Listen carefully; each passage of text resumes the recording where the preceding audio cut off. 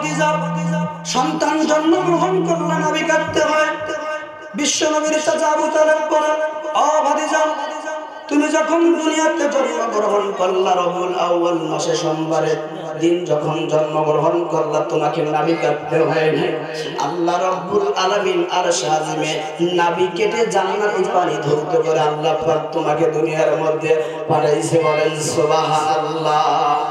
তুমি যখন দুনিয়ার মধ্যে জন্মগ্রহণ করলাম, তোমার মার কাছে যেগুলো মহিলা ছিল তারা বলেছিল তুমি যেন শাহাদাতুল আসমানের দিকে তাকিয়ে যেন কি যেন বলেছিল। তখন মহিলারা বলেছিল তুমি যখন জন্মগ্রহণ করেছো শাহাদাতুল আসমানের দিকে তাকিয়ে আল্লাহ আল্লাহ শব্দ তুমি বলেছো। বলেন সুবহানাল্লাহ।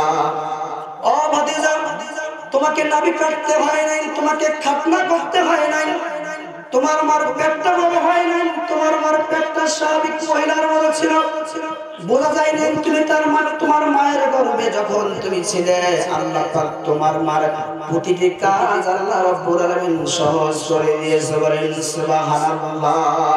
সেই নবী আমাদের মাঝে দুনিয়ার মধ্যে এই রবিউল আউয়াল মাসে তিনি জন্মগ্রহণ করেছেন। এই রবিউল আউয়াল মাসে তিনি দুনিয়া থেকে বিদায় নিয়েছেন। ভাইরা, নবীর কথা, ইসলামের কথা সারা জীবন বললেও শেষ হবে না, কোরআনের কথা বললেও শেষ হবে না, নবীর কথা বললেও শেষ হবে না। এটা আমার কথা নয়, কোরআনের কারিমের কথা। আল্লাহ পাক বলেন, কুল্লাউ কানাল বাহরু মিদাদান লিকালিমাতি রাব্বি লানাফিদাল বাহরু ক্বাবলা আন তানফাদা কালিমাতু রাব্বি ওয়ালাউ জিনা বিমিসলিহি মাদাদা।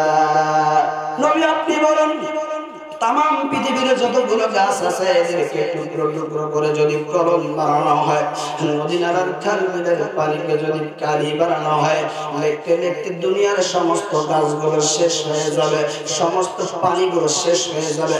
যমুনা নদীর পানি শেষ হয়ে যাবে, পদ্মার পানি শেষ হয়ে যাবে, ব্রহ্মপুত্রের পানি শেষ হয়ে যাবে, আবার পানি দেওয়া হবে।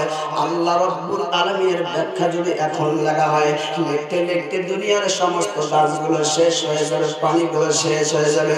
আল্লাহ রাব্বুল আলামিনের ব্যাখ্যা লেখা কেউ শেষ করতে পারবে না। বলেন সুবহানাল্লাহ। সম্মানিত ভাইরা, সেই নবী আমাদের মাঝে দুনিয়াতে এসেছিলেন, 63 বছর পরে তিনি দুনিয়া থেকে চলে গেছেন। নবী আমার দুনিয়ার মধ্যে এসেছিলেন এই রবিউল আউয়াল মাসে। ভাইরা, নবী আমার দুনিয়াতে এসেছেন, নবী আমার দুনিয়া থেকে চলে গেছেন। ভাইরা, নবী যখন দুনিয়া থেকে চলে যান, ভাইরা সোমবারের দিন দুনিয়া থেকে বিদায় নিলেন, মঙ্গলবারের দিন কবর খনন করা হলো। কবরের মধ্যে কে নামবে? ভাইরা, সাহাবীদের সিদ্ধান্ত, হযরত আবু বকর নামবে, হযরত ওমর নামবে। আল্লাহর নবী দুনিয়া থেকে সোমবারের দিন ইন্তেকাল করলেন, মঙ্গলবারের দিন কবর খনন করা হলো। কবরের মধ্যে কে নামবে? ভাইরা, বুধবারের দিন কবরের মধ্যে রাখা হবে।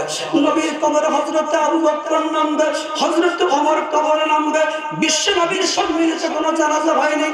নবীর কবরে যখন হযরত আবু বকর মাথার দিকে, হযরত ওমর পায়ের দিকে, বিশ্ব নবীর দেহটা যখন আবু বকর নিলেন, যখন মাটিতে রাখলেন, হযরত ওমর পাটা ধরে যখন মাটির মধ্যে রাখলেন, হযরত আবু বকর কান্দে, হযরত ওমর কান্দে। আবু বকর বিশ্ব নবীর ঠোঁটের মধ্যে একটা চুম্বন করলেন, আর কপালের মধ্যে একটা চুম্বন করলেন। হযরত ওমর বলেন, আবু বকর ভাই, আপনি তো মাথার দিকে বিশ্ব নবীর দেহটাকে চুম্বন করতে পারলেন, ঠোঁটের মধ্যে চুম্বন করতে পারলেন, কপালের মধ্যে চুম্বন করতে পারলেন, আমি তো পায়ের দিকে, আমি যদি এখান থেকে লাফ দিয়ে বেয়াদবি হবে।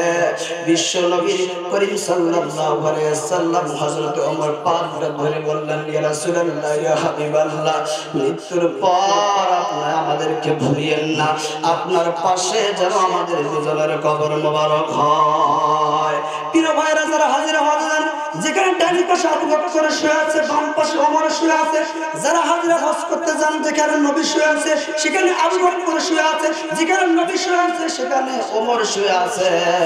হযরত আবু বকর কান্দে, ওমর কান্দে, আপনি মৃত্যুর পর আমাদেরকে ভুলিয়েন না, আপনার পাশে যেন আমাদের দুজনের কবর হয়। ভাইরা, কয়েক দিন যাওয়ার পরে বিশ্ব নবী তার স্ত্রীকে স্বপ্নে দেখালেন, ও আমার স্ত্রী, আমার কবরে সাধারণ কোনো মানুষ নামে নাই, হযরত আবু বকর কবরে নেমেছে, হযরত ওমর নেমেছে। হযরত আবু বকর হযরত ওমরের জন্য জায়গাটা ওয়াক্ফ করে দাও।